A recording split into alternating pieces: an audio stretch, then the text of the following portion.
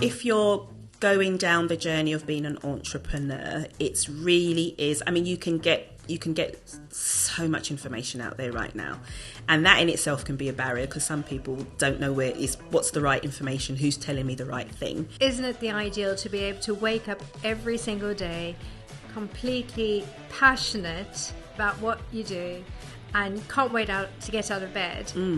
And the flip side is you don't have to worry about how am I going to pay the bills at the end of the day. Exactly. That's the ideal.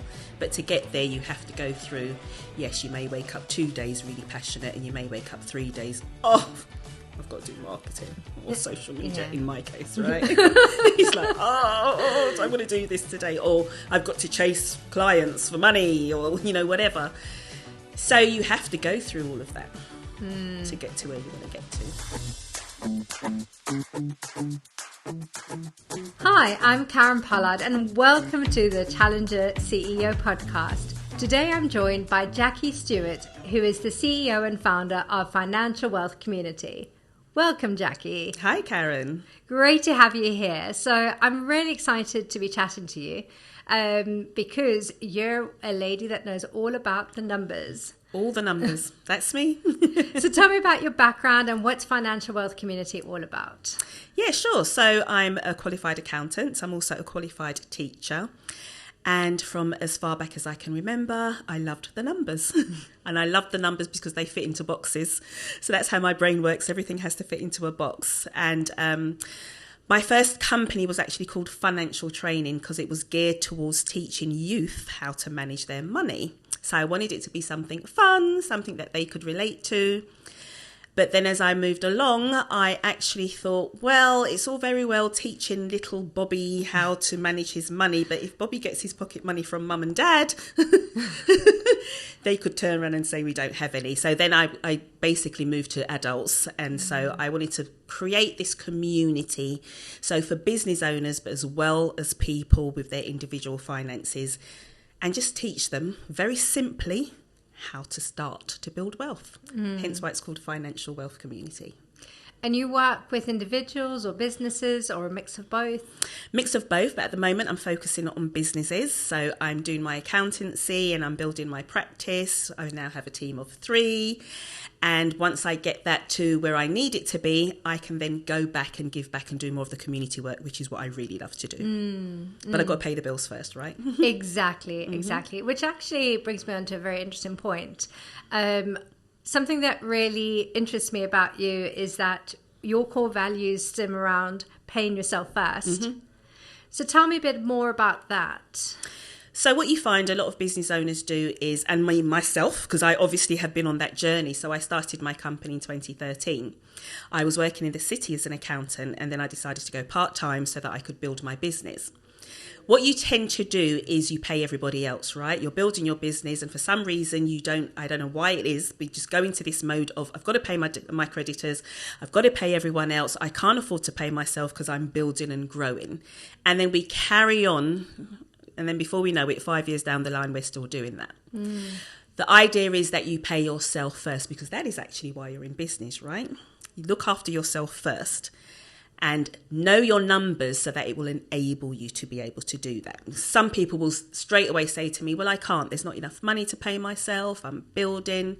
But if you get the numbers right from the beginning, you will already have budgeted to pay yourself first. Okay. So in layman's terms, for somebody that shies away from numbers and is a bit of a data ducker, where do you suggest that they start? What would be really proactive steps for them to take? It's to ask somebody who knows and who does like to deal with the numbers. I see that all the time. And look, there's a lot of different reasons why people don't do that. So I mainly work with business startups, so I've seen it all. Some people, it's lack of trust, especially in my community. When it comes to numbers, we don't talk about numbers. I'm from the Caribbean community. My mother never spoke about numbers. All she'd say is save, get a good job and save. But I wouldn't actually know what the bills were that she was paying. I wouldn't know how much money she even earned, right? It's taboo. And I know where it comes from. So a lot of it is cultural. A lot of it is coming from having to grind, right? My mother's from the Windrush generation, coming here, having to hustle. And so she never really taught me what she thought was the next level up for her from what she was doing hustling was me getting a good job and having regular income, because that's not what she had. And yeah, in some ways that is a step up. However, for me, for example, teaching my children, what I teach them is budget, but you need more than one income stream. Because as a lot of people found out with COVID, if you lose that one income stream, you're stuck, right? Mm-hmm. So you need to try and have more than one income stream. Yeah. And then make sure you're paying yourself first. And I kind of diverted off your question a little bit there. But yeah, that's basically kind of my ethos. So when a new client comes to me, for example, and first of all, because I'm now realizing a lot of it's coaching, okay, and I'm actually going to engage on a whole money coaching thing, because a lot of them are stuck for different reasons. It could be trauma. It could be, like I said, it could be a cultural thing, scarcity mindset, all of those things you have to deal with. So accountancy isn't just about compliancy anymore, right? It's also about your individual. Well, for me, it's all about your individual client. Where are they stuck mentally with the numbers? And then, yeah, you can do the practical things. You can teach people how to get their pricing right, to make sure that when they do make a profit, there's enough to pay themselves. So you can do things like that. But I find with most people, it's a mental block. Yeah. For whatever reason. Yeah. That's interesting what you just touched on there, because I think there is definitely something around the stories that you are brought up with. And it's great to hear that you're empowering your children so that you're breaking that cycle, that generational cycle. Absolutely. And I had a great conversation with Phyllis Woodfine, who's the whole life coach, recently on our podcast. And she was talking about referencing these stories as library books and checking them back into the library. So it's very interesting that you're tackling not just the practical that needs to be done, but actually what's that inside you that's preventing you from moving forward, or doing what needs to be done. Yeah, because you can teach people the practical, or you can have an accountant that does the practical stuff for you. But if your mindset doesn't shift, then you're just going around a wheel, just going on a circle, round and round and round and round, coming back to the same place. So until you can get that mindset to shift, or to even just recognise why for women, we talk about this all the time. Why is it that we don't feel like we deserve to be paid, or we want to give our services for free, for example? Because we want to help the world, right? And we're going to help everyone in the world, and it doesn't matter that we can't put food on the table. Well, that's wrong. So it's a bit like when we fly on an aeroplane, put your oxygen mask on first, which is what I've taught myself, because I was that person who would just, do consultations for free because I'm passionate about it. Right? And you just want to help everybody. Meanwhile, I'm struggling with my bills.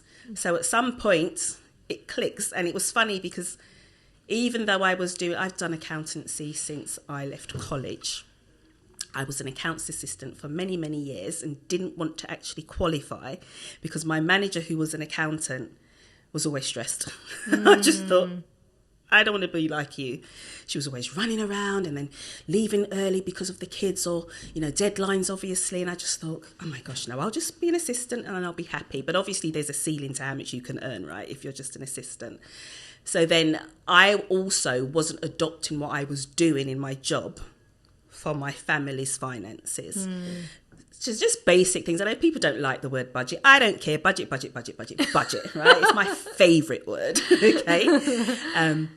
I wasn't doing that at home, but I was doing it for my company, right? So I'm there doing all their budgets and managing their monies. And I don't know, the penny just drops that it's the same thing. Just because you're dealing with more zeros than you are at home, it's the same principle, right? You can't spend more than you've got coming in. Otherwise, there's going to be a problem. And once I adopted that for myself, then it was like, oh my God, I want to teach everybody else how to do this. Okay. And so I thought it was going to be so easy. I've got this formula, let's do this, guys, until I came across the mindsets. And then that's when I realised, even with my clients that come to me now, that's a lot of the issue. I have clients who probably have been referred to me. Most of my clients come from referrals. And I'll meet them on a Zoom, and then their shoulders are up here somewhere and they don't know how much to open. And I can just see the tension. And after 15 minutes, they're like, because it's okay. It's okay. Yeah. Let's talk about it. It's okay. Yeah. It's okay to admit that you may not have got things right. Okay? It's okay because we're going to change it now. And that's how I tend to deal with people, especially from a trust perspective, and just letting them know it's okay. I've been there. Yeah. But we can change it. Yeah, that's actually very interesting, because I think with a lot of entrepreneurs, and maybe it's, I don't know if I'm generalizing here, but in your experience in dealing with, men and women, do you think that there are secrets that these founders hide and keep from anybody, and probably partners, or because it can be a very lonely journey, and it could be a determination of your success and failure. I wouldn't say, I don't think entrepreneurs, I don't think it's secrets, right? I think they've just learnt the formula. Their mindset has shifted. They've been on the journey and now they're just doing what they want to do, right? But we don't always stop to go back and bring others with us. I'm going through that at the moment. So the accountancy industry is changing. I know a lot of accountants because I also do training, as you know, for QuickBooks. So there's a group of us as accountants around the country that does training. And I had a conversation with someone the other day, and it's a very common conversation I seem to be having with accountants. And I'm like, yeah, I deal with startups. And they're like, startups? Why do you do that? Right? Because they can't pay you. I was, why are you working with startups? And I'm like, but if no one works with the startups, how are the startups going to scale, right? Who's going to help the startups? And I'm very much that type of a community person anyway, that wants to work with disenfranchised groups and stuff like that. And I get it, right? Because it's the same work that you can do for an established company, that you don't have to chase for money. They will pay whatever fees you ask them to pay, and it's quite easy. With a startup, you're really hand-holding. You may not get paid. I spent yesterday chasing payments, for example. It happens. But I've accepted that's my role. So there are people who aren't, and maybe, I don't want to be too horrible to accountants because I'm in the industry, right? I always give us a bad name. But for some accountants, they've done that. So they've gone through that process and they don't want to do that anymore. So it's like, I've moved on. It's easier. Let me go with a company that's, turning over 100,000 already. Because like I said, it's less effort. To a degree. Whereas it sounds like you're leading the charge on the revolution. Because I see it so much, and it's not simple things, but I see what's happening basically, and I want to help. I want to be a part of the problem solver, not leave, because people's got brilliant ideas. People are very good at what they want to do, and they just want to do it, right? And if I can help them to get the numbers sorted, they can go ahead and live the dream that they want to dream, right? It gives them, they can go off and do what they want to do. But I have to let them know you have to deal with the numbers. So I'm always going to be that person that looks back and brings them back up. I'm always going to be that person. And from what I can hear, everything you're saying just speaks to your altruism. What advice and what would you say to those startups who are big-hearted and want to create big impact and have a mission-based business, but they're caught between, how do I get this out there and help as many people and take them all with me, versus how do I get paid for this? That conundrum of feeling like, surely I cannot charge for this. And I'm laughing because you know the person that I know. Okay. I did a program just over a year ago called Empowered, and the lady that runs the program told me to my face basically, and she was like, because that's what I wanted to do. I was like, I want to do this community thing all around personal financial management. I don't necessarily want to do the accounting anymore. I want to save the world, right? And she was like, yeah, but how are you going to get paid? And it was quite simple. It's like, how are you going to get paid? And I thought, it will happen, and you can't, because I get it. I get it. When you're mission based, you really do want to do that. However, it's back to the oxygen mask, right? You've got to save yourself first. So you've got to build yourself. So whatever it is you're skilled or talented with, I went back into my accountancy full blown. And actually, I see how I can do that and it still be mission based. So sometimes what we do corporately, we think because we did it corporately, it's not, it doesn't help the community or whatever. But it can because you've learnt those skills, you've developed those skills. And it's just how you reframe it. So I would say you have to take everyone on an individual basis, right? Because you need to know what their skills are. What can they do that's going to bring the income in, that's going to help them to then be able to go out and do the mission. Or maybe it is what they do, there's funding available, right? So then you just need someone who can write your funding applications for you. It might be just that. Get the funding to be able to go and do what you need to do. Yeah, I struggled getting the funding. It just wasn't working. It wasn't working. Yeah. So you had to create your own sources. Absolutely. Then. I tried, but finances is a funny one, right? You've got to. I think people who think they're getting help financially, they don't want to admit that because they think that means that they don't have it. Rather than, no, you do have it. I'm just going to show you how to make it work for you better. So there's a stigma. Okay, funny we're doing this podcast. I had a podcast a couple of years ago called Cash Talks, and it was literally to break down the barriers so we just get talking about money. Let's talk about it, right? In our families, in our homes, with our friends. How many of your friends know how much you earn, right? You wouldn't. You don't have that conversation. You wouldn't have that conversation. It's because they might earn double what I earn, or they might think, so we have all these things going on. I'm like, it's just a tool. It's just a tool. It flows, it comes in, it goes out. You just need to know how to manage it.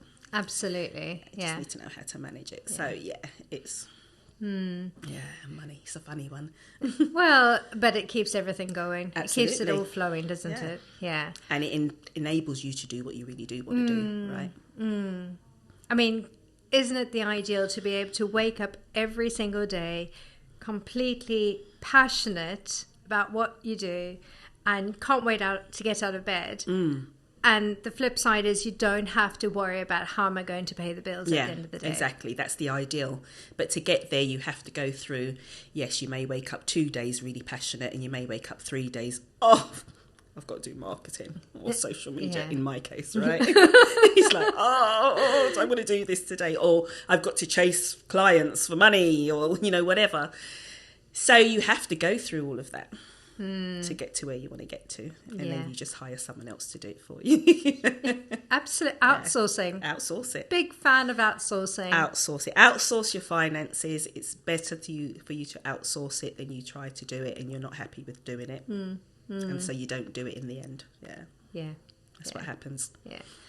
So in the UK at the moment, we're in a period of instability, which feels like we've been in a period of instability for years now. And I remember when we were height of the market in 2006, 2007, the market crashed, all the mortgages went away, the recession hit.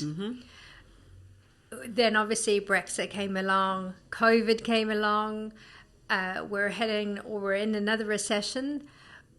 Whether it's as bad as 2008 or not, we don't know. But where the technology has certainly improved and come on since that. So the messaging is very much, it's doom and gloom. What are your thoughts around, okay, we're in this stormy period.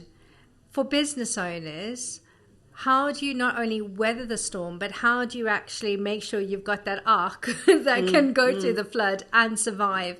And think about, there are going to be different markets and things happening, but how do you build that business that weathers all those storms? Love my use of cliches there, by the way. Loved it too. And it's the numbers. You have to know your numbers, right? You have to be able to, so I'm trying not to get too technical, but have that cash flow forecast so you can see within 6 months' time what's coming in, what am I going to need to pay out. So if you're going to go through those lows, you can try and do something about it now. So it may be that you have to contact suppliers, right? And say, look, can I renegotiate our terms, for example, or find different suppliers or find different ways of doing things rather than waiting for it to hit. So it's all about forward thinking, right? And if you don't know how to do that, how to get the numbers, or no, how to understand the numbers within your business, then you need to get someone who does. It's especially now. Otherwise, you'll just keep doing what you're doing, and then you will find yourself in a mess, right? So it may be that, for example, if, you know, I'm just trying to think of an example, if you have a shop or you rent an office space and you have to pay utility bills, right? We know what's happened with those. It may be that you have to look at your numbers and you may work out that on a Tuesday, you don't really make any money. So then close it on a Tuesday, right? Reduce your bill. Okay, find another way to do it, or find something else to do on a Tuesday. Mainly open on the days that are, you know, all these things you can do, but you can only do them when you know if there's a problem with your numbers. That makes sense. Yeah. And then if you need to increase your own prices, right, which is a sticky point because obviously everyone's feeling it. So people are thinking, well, how can I increase my prices? Say maybe that you offer an additional service, right? There's lots of things you can do, but you do need to know your numbers. Because you might find that it doesn't affect your type of business as well. So you're hearing all the doom and gloom, but depending on what you do, it may not affect you. Sure. Right? So you may actually be okay. You may actually be able to offer other things that people do need. So, yeah. And on that, something you said earlier was about creating additional income streams. So you're mitigating the risk. For bricks and mortar businesses, what would you suggest would be ways that they could look at bringing in? And again, so it depends what you do, right? So let's try and think of say like you're a coach, for example. I seem to have lots of coaches and consultants on my books. Say that's what you do is coaching and you offer consulting. So then maybe you can also do training and maybe train other coaches or mentor other coaches, right? That could be an additional service that you offer. You just have to think about what it is that you do. And I think you have to think about the path that you took to get to where you got to, because you would have definitely have gained some skills, right? And then think, well, so what else can I do? What else can I offer that people actually do need? And you'll find that people will pay for it, because not everybody is going through hard times. Sure. As you know, within the entrepreneurial world, not everybody is. Some people are really killing it still. Yes, absolutely. And for those that are crushing it, and there is also another period for those businesses that are ready to transition from startup to scale up. Yeah. And are in a position where their business has probably accelerated a lot quicker than what they've expected. So that's a whole new arena that they're entering into. How do they then protect their businesses and their own mental health from imploding? Because suddenly it can feel quite scary because it's all feeling a lot bigger. Yeah. So that's me, right now. That's what was happening, I'd say, about 4 months ago. And it's funny because I went to a retreat and one of the ladies there was talking about employing staff, right? Taking on staff. And for some reason, my mindset was always like, I'm not going to take on staff till I've got their salary for a year, right? Because I don't want to let them go. So I need to have a year's salary in the bank. And I remember speaking to her and she goes, no, it doesn't work like that, right? Because you would never move forward if you're always waiting for something to happen. And so I've taken on staff and it's not been a problem paying them, right? But it's like you don't want to take that first step, because you're right. I'm best served growing my business, not necessarily doing the day-to-day stuff anymore, right? So you have to recognize when you're at that position, I cannot wear all the hats. It's just like, no, those days, when I used to wear all the hats, but then I maybe only had a couple of clients, so then I could. But as you grow, and especially if it's in a relatively short space of time rather, you need to outsource or take on staff, definitely. And that's what I've done. So I've kind of not advertised my business. I haven't done that for quite a few months because I'm training them up, right? So you don't want to just take on staff. That happened as well before when I had a Kickstarter. You're trying to grow, you're trying to train, But if you have somebody who you have to be training 24/7, then you're not doing what you're supposed to be doing, right? So it's recognizing all of those things. But I would say, if you don't know what to do, ask. Just ask someone. There's coaches, there's consultants, there's people out there who's been through that journey and who will help you. Ask. We're not good at that, are we? No, we're not. And I think there's a whole conversation around why do we struggle to ask for help? Does it mean that it's a sign of weakness? Or we think we're going to have to, or maybe we don't want to pay somebody to give us the help that we need. But it's an investment in yourself, right? And you have to invest in yourself. Yeah, definitely. And I think there's something around your capability and your capacity. And if by investing in somebody else to help you along that path of growth that you're talking about, you've got to weigh up what's going to be the ROI for you. Exactly. Where am I best served? Yeah. Yes. Yeah. Exactly. Absolutely. Yeah. Yeah. It's a whole journey. And when I look back, I'm like, but it's a good one because you learn so much about yourself as well, right? Absolutely. It's definitely not for the faint-hearted, but you learn so much about yourself and you gain so many different skills, and then you're ultimately being able to do what you love to do. I mean, it's brilliant. So what does the next period in your business and your personal ambitions look like for you? Yeah, that's a good one. So I have a business mentor, and I was speaking to him the other day. He's actually the gentleman responsible for me being an accountant. And he pushes me all the time. We'll go for coffee. So he's not my official business mentor, but he is, right? We'll go for coffee and he'll be like, right, what's next? What's next for Jackie? And so he'll set those goals for me. The book needs to come, right? You've got too much in you. And he'll be like, he'll set me these targets, and you now need to be, coming on boards and stuff like that, because he's done all of this and he's kind of, I'm leaving now and paving the way for you. And he really made me think about that, because I've just taken on an assistant who's just graduated, got her degree in business and finance and wants to be an accountant. So now I'm feeling like I'm him with her, right? So I'm now mentoring her. And so I've got to set the path for her, and it keeps going. So, so for the business, it's to grow my practice to a state where my employees can do the day-to-day stuff. My thing is the consultancy side, which I love. So I will be able to focus on that and helping my clients grow their business. But also, I've got to get back to community and teaching. That's the fire in the belly for me. So yeah, I have some plans for doing that next year. Oh, very exciting. Can't wait to hear more about that. Yeah. And with that passion around the community, I think that something that you picked up on earlier, Jackie, was around your own community and the role models and the role modeling behavior. And I had a conversation previously with James Adu, who is the founder of Innerscope, who they coach leaders in schools.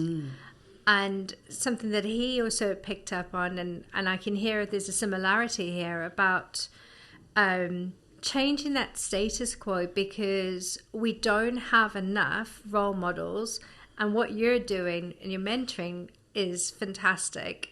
But I think there should be something about normalizing that role modeling and the financial role model. There you go. You can have that one for free. Thank you. but it's normalizing ambition. Yeah.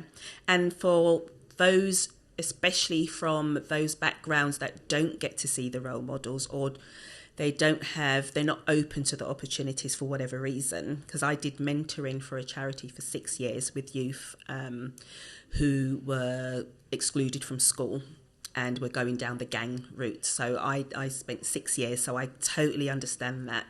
And they just need people who they can relate to, right? And people who will listen to them and not write them off. That's generally what it is. So, but with that, they also then need to see people like me, ordinary person, raised by a single parent, making it, right?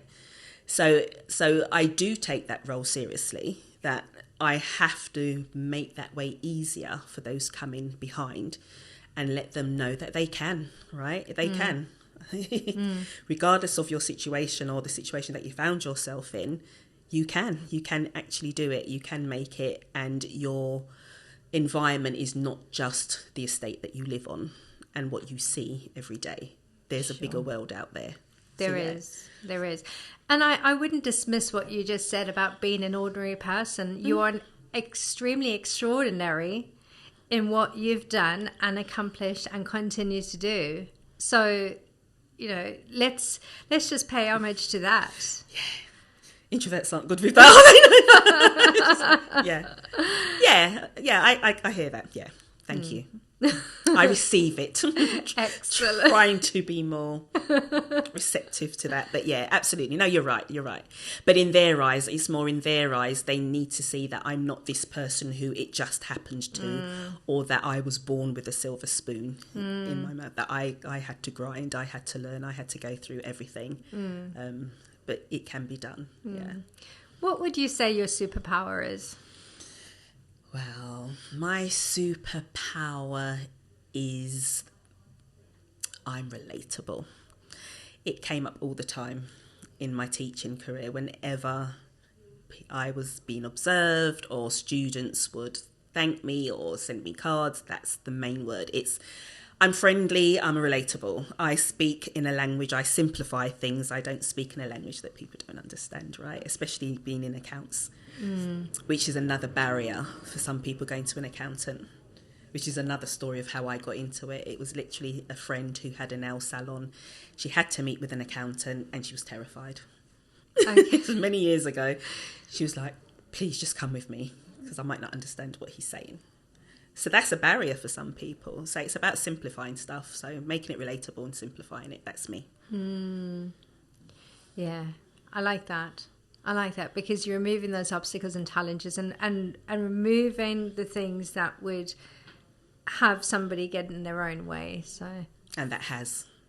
Yes. Until they get the letter from HMRC. And then that's when you get the panic phone call. That's when a lot of clients come to me, unfortunately. Yeah. Is there anything that we haven't spoken about that you feel is burning on your chest, that you have to have your piece and say before we leave here today? I think for me, if you're going down the journey of being an entrepreneur, it's really is. I mean, you can get so much information out there right now, and that in itself can be a barrier because some people don't know what's the right information, who's telling me the right thing. But it is basically finding someone that you can talk to and asking for help. I'd say don't suffer in silence, especially with the climate that we're in. If you're not being able to pay yourself from your business, speak to someone and get some help because usually there's help out there. There's a lot of help out there. So you can access things that you probably don't even realise you can access. Sure. I remember when I started my own business, I took to Google and was just searching to see what was available in my local area. Right. And at the time when there was the EU funding available, I started on the British Library Startup in London Libraries programme. And that's what started my entrepreneurial journey. There you go. That was accessible. So I agree with that concept. There. So just ask anybody, ask around, start talking, start networking. Yes. And then you never know who you might meet. Yes. Yeah. Yes. And that is a very, very good point. Networking. Because, yes, definitely. We've moved out of this period of being exactly sitting behind a screen. So go out there, meet people, go to business events. I went to the business show, was it last week? I think it was at Excel. Yeah. Just met lovely guys who, we're going to do a little thing together, a little venture thing coming up. So, just go out and talk. Yeah. Excellent. So connect, communicate, collaborate. But don't bury your head in the sand. Be brave. Put yourself out there. Love that, Jackie. Yeah. Really, really positive. So where can people find you? People can find me I'm on Instagram mainly, so my handle is fwcom, COMM. They can email me, jstewart at fwcommunity.co.uk. jstewart, that's correct, fwcommunity.co.uk, or if they get in touch with you, you can put them in touch with me. I'll put them in touch with you directly. Fantastic. Well, it's been an absolute pleasure having you here. It's been Thank great. you so much. Thank you.